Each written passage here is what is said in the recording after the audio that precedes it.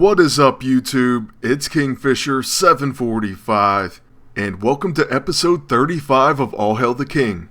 In this episode, we're going to have some Null team-ups that I mentioned way back on last Tuesday.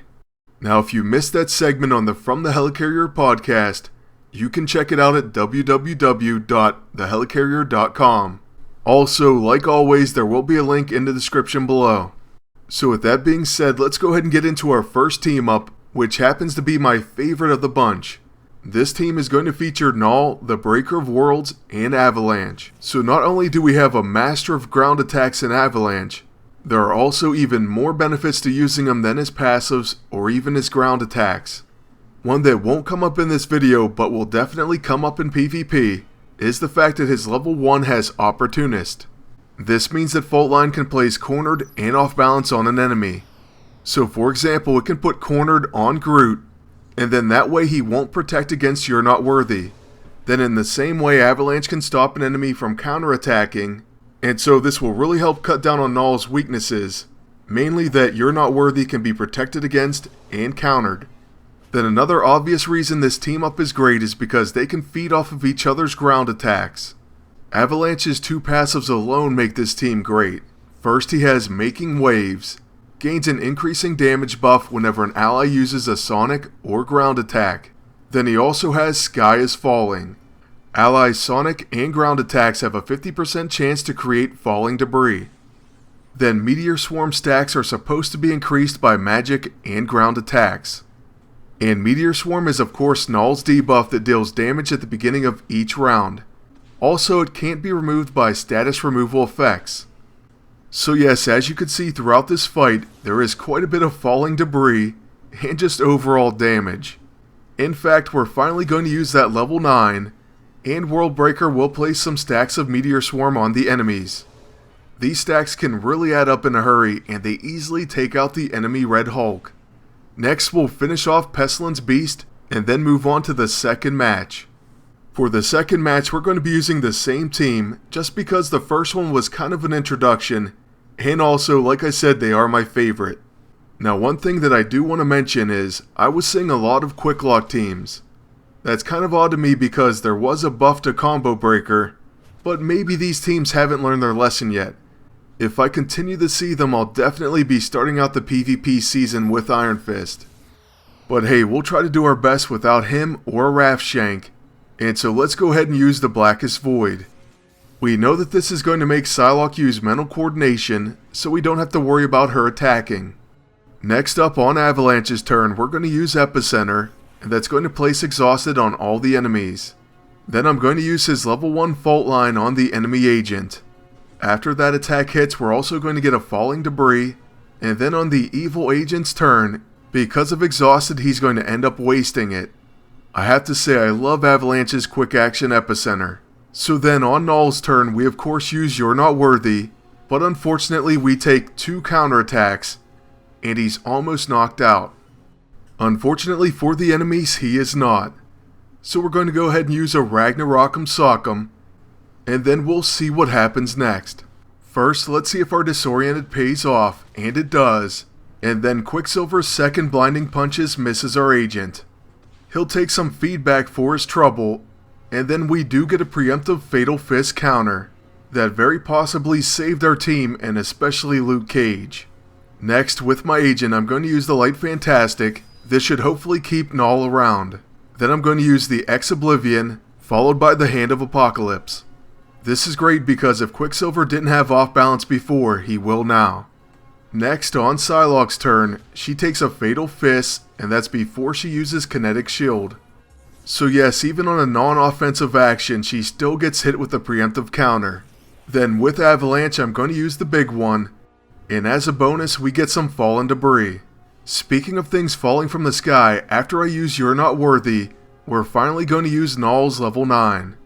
The initial damage from this attack, plus the sky is falling, and then our Meteor Swarm on their turn should really add up. In fact, at the beginning of Quicksilver's next turn, he's down to 18,000 HP. Then he's also going to take some feedback as he attacks my agent. Then after a second Blinding Punches and feedback, Psylocke's going to join in. Once again, the opponents get us low on health, but they don't finish our hero. And you know what they say, don't wound what you can't kill. This especially holds true for my agent, who can use the improbability field as a quick action, and then the hand as a finisher. Next, Psylocke with 36k, believe it or not, is going to die to Meteor Swarm. So that's going to be it for our first team up, and now moving on to our second, I'm going to keep with the ground attack theme, and we're going to team Null with Sandman. Sandman is a great character with a big knockout ability, and he has an exceptional level 9 ground attack. But you don't have to take my word for it, just stick around till the end and you're going to see it in action. Then another great thing about Sandman, at least when you're using him with Null, is his level 1 pound places off balance and cornered on the enemy, and this attack is guaranteed to place those debuffs. So it's even better to cover up Null's weaknesses. If you see Groot across from you, go ahead and hit him with pound. If you see Iron Fist, then do the same. Just like that, You're Not Worthy's not going to be protected against, and Combo Breaker won't interrupt your counters. So I really do like this team, and they performed very well together. In this match with the Breaker of Worlds, after using You're Not Worthy, I'm actually going to throw out his level 9 early. I figured why wait, let's go ahead and see what happens. Then the enemy Horseman of Death makes a very bad mistake, and he hits our team with an AoE attack. After my agent's Brawl counter, we get a Fatal Fist counter, and that's going to end his life. Just like that, it's 3 on 2, and both of the enemies are somewhat hurt. However, their agent is going to use the Light Fantastic, and so now we have to break through that. Luckily, we do get 2 attacks, so after using the Light Fantastic as a quick action, I'm going to attack both of the enemies with the Warbringer Axe. This may do a larger heal than I would like. We want to get rid of Mirror Reality, and so this is what we have to do. First, we get lucky and their agent dodges, so we don't heal him for anything. I can only hope that the same thing happens on Ares' turn. But unfortunately, we do end up healing him. Then after he takes his Meteor Swarm damage, he's going to attack our agent with Personal War, and then he's going to follow it up with an AoE Crush Your Enemies. On Null's turn, like I said in the past, there's no reason not to use his level 6, especially if you do equip the Gracious AISO on it. And then we simply hit the enemy agent with the Ragnarok'em Sock'em. Next, on Sandman's turn, after using his level 2, I'm going to show you his Sand Spikes in action. It does over 40k to all enemies and knocks out the agent, so now we only have Ares left to deal with. Unfortunately, we don't get any preemptive counter, but next up is Null, and we'll just use his Fatal Fist manually. No matter what, that was going to win this one. So moving on to our third and final team up, we're going to team up Null with Groot. Now I'm including this match even though it wasn't the most impressive victory, but I think it is a very entertaining one. Maybe I should have lost this one, or maybe I do lose. You'll just have to stick around to the end to find out. Now right away in this one we get some pretty bad luck. First off, Null gets hit by a vicious blast from the past. And also, you're going to see those weaknesses I was talking about when dealing with You're Not Worthy. It causes a tag team counter which only further hurts our team. Next, our Ragnarok'em Sock'em does no damage to the enemy agent. And now on top of that, we're disoriented. Here's where I made a big mistake. In my mind, I completely meant to hit Quicksilver with I Am Groot. This would have placed Hobbled on him and off balance. I'm sure you could see how both of those things would come in very handy. It would have definitely made this fight much easier. Instead, I hit their agent, and then to make things worse, I hit my own agent with our actual attack. So now that we're close to being knocked out, we finally get a turn, and I'm going to use Neurotrope followed by the first seal of Uncle Zach. Then I figured why not use the Blackest Void, and at least maybe the enemies will attack each other. I mean, that would be a good thing. But instead, the enemy Quicksilver is going to attack my agent with impunity, but in all seriousness, at least we do live, and his second attack is on Psylocke. Of course she dodges it and it does no damage, but it is on her. Then on Null's turn, I do have a very difficult decision, but I go ahead and use You're Not Worthy, which I knew would cause a tag team, and that attack does take out my agent. My theory is at this point I had given up, but for some reason I kept recording. Then after using our level 9, we're going to take another tag team counter. I mean, why not?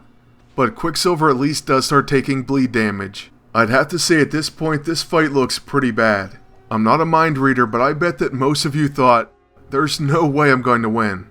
But hey, at least we have Groot with over 24,000 HP. That's something, right? And then we also get to attack with his level 6, but of course we do take a blast from the past.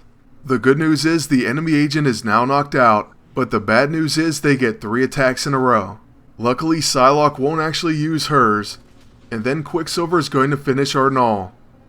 This whole time he's taking bleed damage, and he continues to take it even when he uses temporal jump.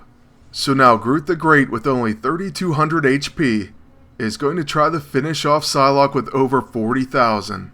I went ahead and decided to use his level 2 first, and we do get it off on Psylocke.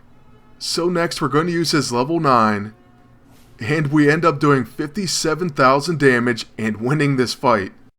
I think that's a pretty great one to end on, and I hope you all enjoyed it. Lastly, I want to thank you all for watching and ask you to please like, comment, and subscribe. And until next time, good luck and take care.